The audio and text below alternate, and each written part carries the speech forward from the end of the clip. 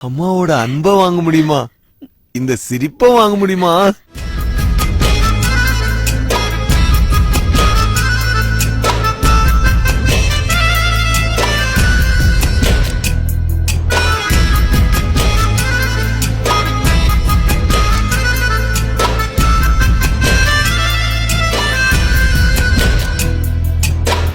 பட்டினிய கிடந்தாலும் பிள்ளைக்கு பால் கொடுப்பா, பால் குடிக்கும் பிள்ளமுவா பார்த்து பசி மறப்பா.